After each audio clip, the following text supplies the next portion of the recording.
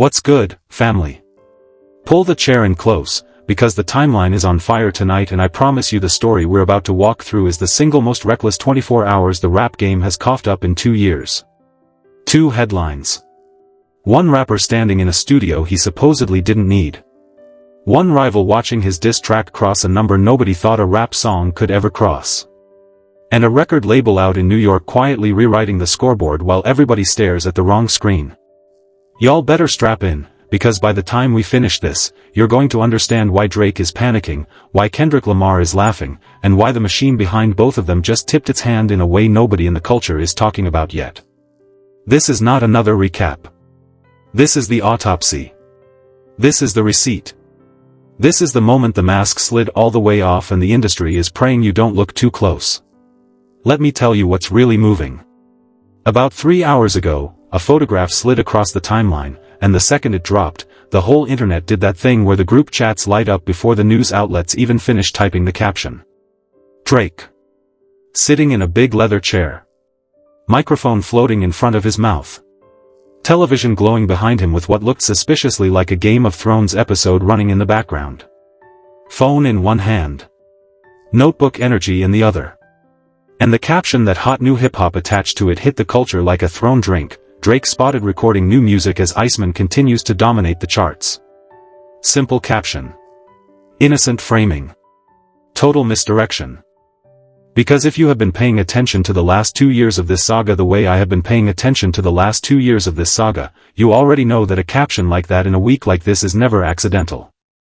Now I want you to sit with that sentence for a second, because that sentence is doing a lot of heavy lifting, and most people scrolled right past the sleight of hand.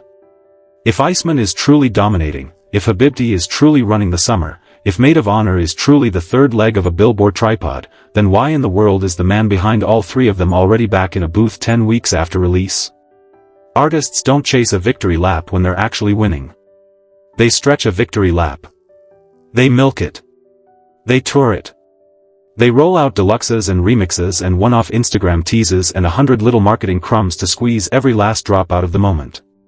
They don't quietly disappear into a home studio to cook up whatever comes next unless something about the current moment is not sitting right with them. And something about the current moment is very much not sitting right with Drake. And that, family, is exactly what nobody wants to say out loud. Drake is not celebrating.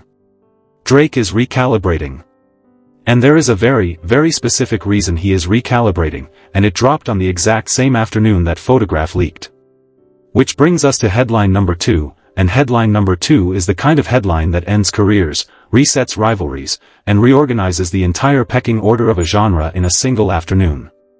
Kendrick Lamar's Not Like Us just became the fastest rap song in the history of recorded music to cross 2 billion streams on Spotify. 2 billion. With a beat faster than any rap song ever released. Faster than Industry Baby, which was the previous record holder and, if we're being honest, a song most of y'all forgot even held the crown. 2 years after that record was fired into the atmosphere on a random Saturday evening from a Los Angeles studio, it is still climbing global charts, still spinning in rotations across 3 continents, still sitting in the 60s on Apple's Global 100, and still throwing elbows at every new release Drake pushes onto the DSPs. 2 years. That's not a moment. That's a monument. That's a landmark. That's a permanent fixture in the timeline of this genre, and nothing Drake does from this point forward is going to erase it. And the reason the studio photograph landing on the exact same day as the 2 billion announcement is not a coincidence is because nothing in this industry is a coincidence. The boardroom kingmakers who run these labels don't allow coincidences. Public relations departments choreograph these drops down to the minute. Which means somebody at Drake's camp knew what was coming, knew the number was about to drop, knew the internet was about to spend the next 72 hours breathlessly recapping Kendrick's coronation, and pushed that studio photograph out into the wild as a counter-narrative before the coronation could even begin. That is textbook counter-programming. That is media strategy 101. And the fact that Drake's team felt the need to run counter-programming against a Kendrick milestone tells you exactly who is on the defensive and who is on the offensive in this war. That is not confidence. That is damage control. That is a fire hose pointed at a burning building. That is a boxer who knows he lost the round trying to steal it back on the scorecards with a flurry in the final 10 seconds. Let me tell you what's really moving on the streaming side, because this is where the mirage starts to crack. When Iceman dropped, the machine went to work immediately. Playlists reshuffled. Editorial banners stacked. Radio ads negotiated. Every algorithmic lever a major label can pull got pulled. And on paper, the numbers looked spectacular. 10 top 10 hits on the Hot 100. 46 consecutive days at number 1 on Apple Music. A record broken that used to belong to a certain member of the Jackson family. Headlines about Iceman continued to churn out for weeks, each one framed as if the album was actively dominating the culture in the same way Drake albums used to dominate the culture back in the Views era or the Scorpion era. And to be fair, that framing was not entirely wrong. The numbers were real. The charts were real. The consecutive day record was real. Nothing about the top-line data was manufactured. But here is the tell, and the tell is louder than the trophy. Name the song. Go on, name it. Not the one your algorithm keeps feeding you. Not the one your friend played in the group chat one time. Name the song from Iceman that has entered the cultural bloodstream the way God's plan entered the cultural bloodstream. Name the song from Iceman that has hijacked a wedding reception. Name the song from Iceman that has taken over a locker room walkout the way Started from the Bottom used to take over a locker room walkout. Name the song from Iceman that has become the soundtrack to somebody's summer road trip. Name the song from Iceman that has been sampled on a viral TikTok trend that lasted longer than 72 hours. Because if you're being honest with yourself, and this is not a shot, this is just the math, you can't. There isn't one. Iceman generated numbers. It did not generate memories. And the difference between numbers and memories is the entire difference between a hit album and a placeholder album. Now, before every Drake loyalist floods the comments telling me I'm hating, let me be very clear. Drake is one of the greatest commercial artists in the history of the format. Drake could release a voice memo of himself ordering takeout and it would go platinum. Drake's floor is higher than most artists' ceilings. Nobody in their right mind is disputing his catalog. Take Care is a masterpiece. Nothing Was the Same is a masterpiece. If you're reading this, it's too late. Reset the mixtape economy. Views printed money for 18 straight months. Scorpion produced 3 of the biggest crossover hits of the decade. The man has a catalog most artists on the planet would trade their firstborn for. What we are disputing tonight is whether Iceman belongs anywhere near that catalog, and whether the industrial machinery propping it up on the charts is actually reflecting real cultural traction or is simply reflecting the corporate weight of the label that signed the check. Because that's the second half of this story, and it's the half that Drake's own camp accidentally validated last year when Drake himself, in a legal filing that shook the industry, accused his own record label of using bots to artificially inflate Kendrick's diss record on Spotify. Think about that. Think about the man in the leather chair with the microphone in front of his mouth telling a court that the same corporation cutting his royalty checks was secretly juicing the streaming numbers of the song designed to destroy him. That accusation didn't come from a podcast. It didn't come from a Twitter thread. It came from Drake's own legal team, on the record, in a filing that any journalist can pull up right now. And whether or not you believe the accusation, the fact that it was filed at all tells you exactly how much faith the biggest artist on the label has in the machinery that is supposedly working for him. When your biggest asset publicly accuses you of sabotaging him, the relationship is not what the press releases say it is. Which brings us back to the studio photograph. Because if you are the biggest artist on a major label, and you have publicly accused that label of manipulating streams against you, and you have just released 3 back-to-back projects that generated massive top-line numbers but no cultural anchors, and your rival just crossed 2 billion streams on a song designed specifically to bury your public image, what do? You get back in the booth. Not because you want to. Because you have to. Because the alternative is watching the coronation happen on the other side of the aisle while you sit at home scrolling through Instagram in a Toronto living room with a Game of Thrones episode running in the background.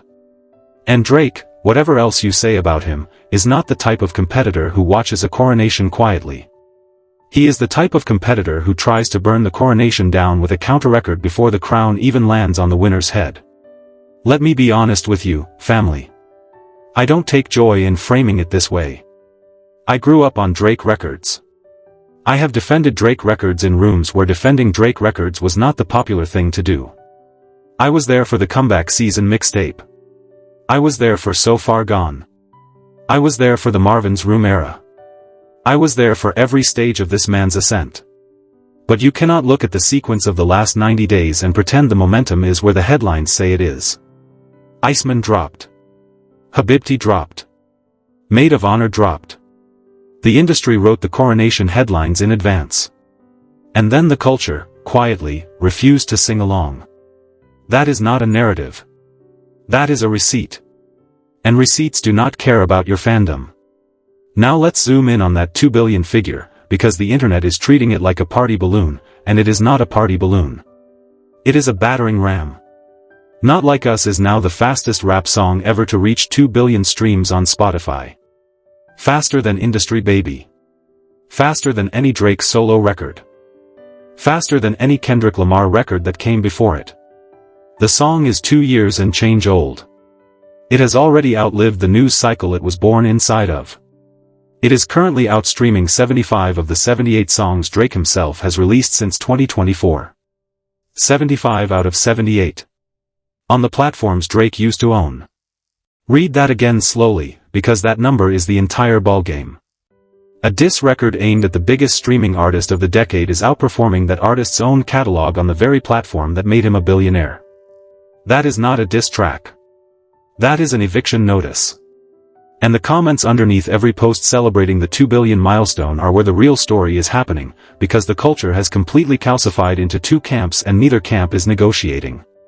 On one side, you have the West Coast loyalists chanting that Not Like Us is the greatest diss record ever committed to tape, the crown jewel of a decade-long rivalry, the single most impactful moment in modern rap. On the other side, you have the Toronto faithful insisting that the number is fake, that the streams are bots, that the label is inflating the count, that the culture is being gaslit by an algorithm nobody voted for. Neither side is wrong about everything.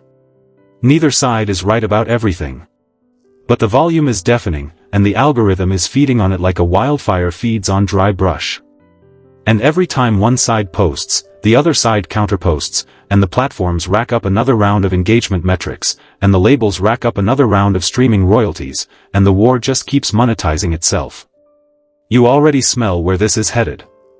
When a rap song crosses 2 billion streams, the argument stops being about the song. The argument becomes about the industry. Because 2 billion is no longer a musical achievement. 2 billion is a political statement. 2 billion means the song is now embedded in the operating system of pop culture.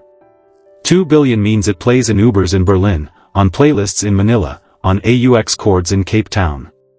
2 billion means Kendrick Lamar has done what almost no rapper in history has ever done, which is take a beef record, aim it at the biggest star in the format, and turn it into a global generational anthem that outlives the beef itself. 2 billion means the song is no longer property of the artist who made it. 2 billion means the song belongs to the world. And once a song belongs to the world, no counter-record, no counter-narrative, no counter-photograph is ever going to claw it back. And that is what has Drake in the booth tonight. Not the numbers. Not the headlines. The permanence. Because a chart position fades. An album cycle fades. A radio single fades. But a generational anthem does not fade. A generational anthem calcifies. It becomes wallpaper. It becomes the sound your kids hear at a birthday party 10 years from now and ask you who made it. And every time it plays with Drake's name burned into the second verse. That is the horror of what Kendrick pulled off. He did not just win a rap battle. He engraved his opponent's name into the trophy. And that trophy is now sitting in every playlist on every phone in every corner of the earth. Forever. Let me tell you what's really moving inside the label offices, because this is the part the commentators are missing. The boardroom kingmakers running Universal Music Group are not neutral parties in this conversation. They own both sides of the war. They cash checks on Drake. They cash checks on Kendrick. They cash checks on the diss record aimed at Drake. They cash checks on Drake's response records aimed at Kendrick. Every stream, every playlist ad, every editorial banner, every viral moment, every meme, every legal filing, every counter-filing, every apology tour, every silence, every studio photograph that leaks at the exact moment a rival milestone drops. They cash checks on all of it. That is not a conspiracy theory. That is a corporate structure. And the moment you understand the corporate structure, you understand why the machine has zero incentive to end the war and every incentive to keep it burning at low heat forever. Peace between the two of them is bad for business. Cold War between the two of them is a printing press. Which is why the studio photograph matters. It is not a random Tuesday snapshot. It is a chess move. Somebody at Drake's camp, or somebody at the label, or possibly both working in coordination, decided that the 2 billion coronation could not be allowed to happen without a counternarrative to soften the blow. So a photograph got leaked. A caption got written. A headline got seeded. Drake spotted recording new music as Iceman continues to dominate the charts. And the moment that headline hit the timeline, the algorithm did what the algorithm always does. It split the conversation. Half the internet talked about Kendrick's milestone. The other half talked about Drake's next move. Attention got divided. Coronation got diluted. Mission accomplished. And most of the audience never even noticed that the trick was being played on them in real time. But here is where the plan breaks down, and this is the part that has me convinced the tide is turning in a way even the label cannot control. When the counter-narrative is a photograph of a guy sitting in a leather chair with a Game of Thrones episode playing behind him, the counter-narrative is not landing. It is limping. It is a photograph, not a song. It is a rumor, not a receipt. And in a culture that increasingly demands receipts, a photograph of Drake possibly maybe kind of getting ready to record something eventually is not going to move the needle against a diss record that just crossed 2 billion streams on the world's largest streaming platform. The math is not close. The math is not even in the same building. The math is a 2 billion stream tsunami on one side and a blurry Instagram photograph on the other, and no amount of media choreography can make those two things weigh the same. Drop your read on it below, because I want to know how y'all are seeing this. Because from where I'm sitting, this is the exact moment a chapter closes. Not because Drake is finished. Drake is not finished. Drake is going to release music for another 20 years and every single project is going to debut at #1 and generate massive numbers and break at least one Billboard record. But the era of Drake being the untouchable, unchallenged, unquestioned commercial center of the format is over. And it is not over because of the streams. It is over because of the memory. Because when you ask the culture 10 years from now what the defining moment of the 2020s rap era was, the culture is not going to say Iceman. The culture is going to say not like us. And Drake is going to live inside that answer whether he wants to or not. That is what people underestimate about cultural verdicts. They are not written by the labels. They are not written by the critics. They are written by the audience, one playlist ad at a time, one stream at a time, one late-night car ride at a time. And once the verdict is in, no amount of PR spend can appeal it. Now let's talk about what the comments are actually saying, because the comments are the receipts. Underneath the 2 billion announcement, one commenter wrote that Not Like Us is currently outstreaming 75 of the 78 songs Drake has released since 2024 on Apple Music alone. Another wrote that the reason the number is climbing so fast is that Kendrick's post-2024 fanbase only knows one song and that song is Not Like Us. Another wrote that Drake fans are still trapped in the same 2024 timeline arguing about label conspiracies while the rest of the world moved on 2 years ago. Another wrote, and I laughed at this one for a solid 10 seconds, that the song is now the streaming mirage, that everybody who plays it is a bot, that the entire 2 billion figure is a corporate hallucination. Another wrote that Kendrick could retire tomorrow and still be remembered longer than 3/4 of the rappers currently on the charts. And here is what is fascinating about that streaming mirage comment. It's the exact same argument Drake himself made in the legal filing. Which means the Drake fanbase has adopted their favorite artist's own defense strategy as a personality trait. Every time a Kendrick milestone drops, the response is not to acknowledge the milestone. The response is to attack the platform, attack the label, attack the streams, attack the algorithm, attack the fans, attack anything except the actual song.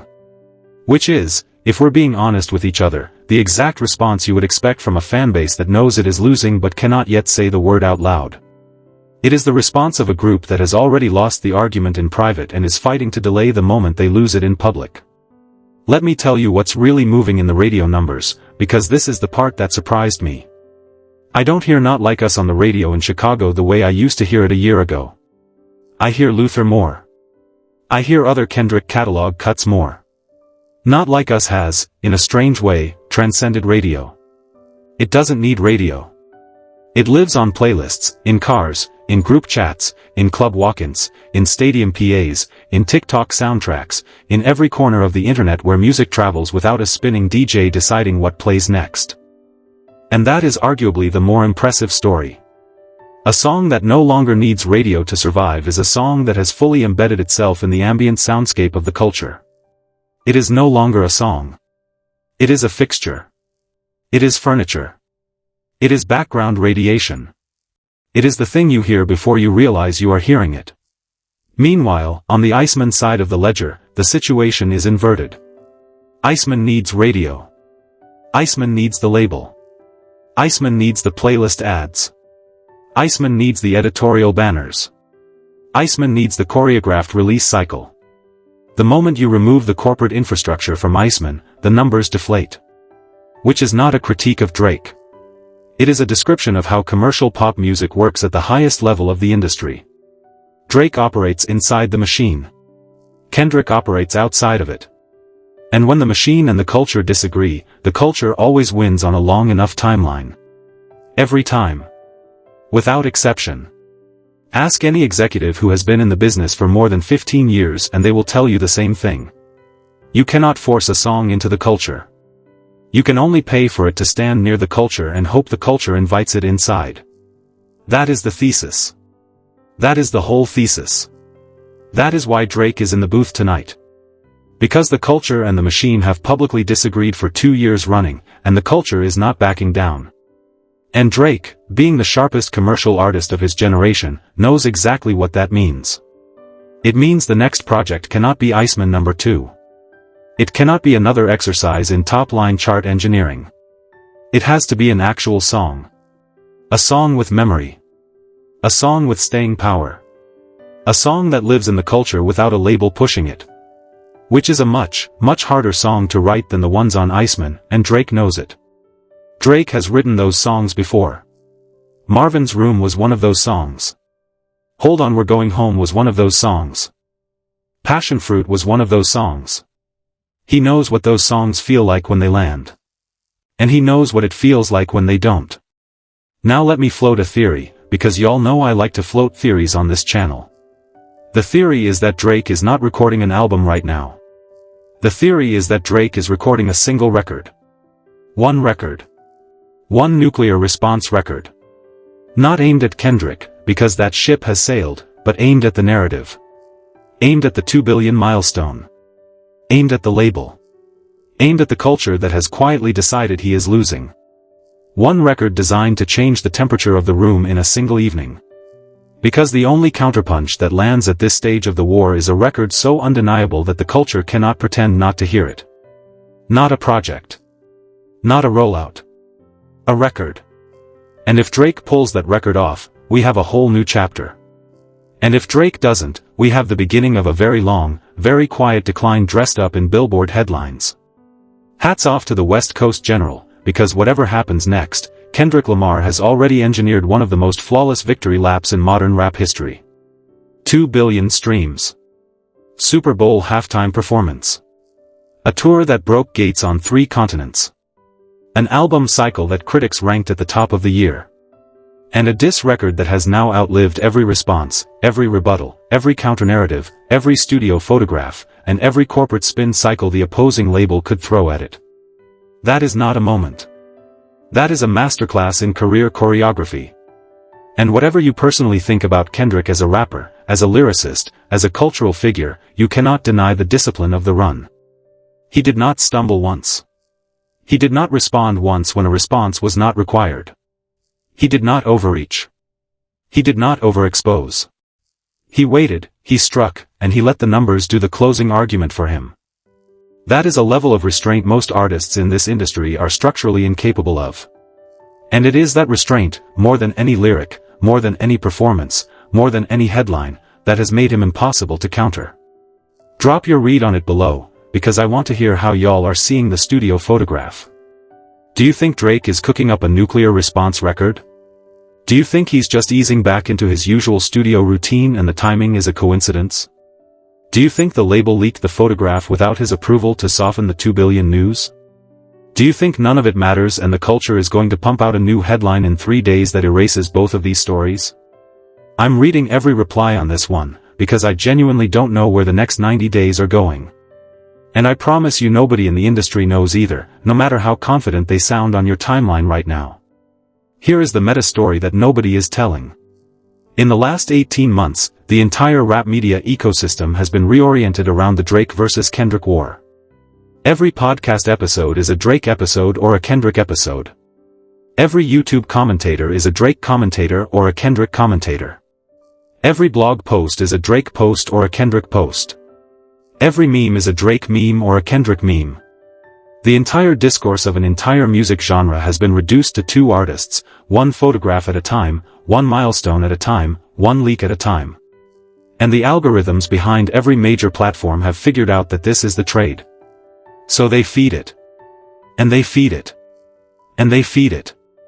Until every corner of hip-hop media is running on Drake vs. Kendrick oxygen and nothing else.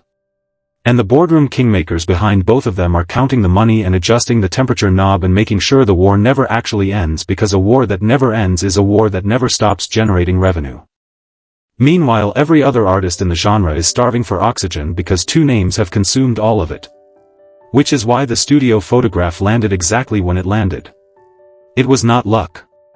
It was not spontaneity. It was inventory management. The label needed a story to run alongside the 2 billion story, so the label got a story. Whether Drake was actually recording anything meaningful, or whether he was just sitting in a chair with a microphone within camera range while a Game of Thrones episode played behind him, is almost beside the point. The image existed.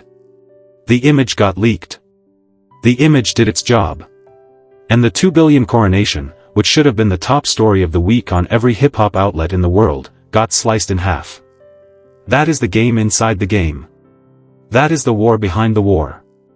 That is the reason the truth about this era is going to take a decade to fully surface.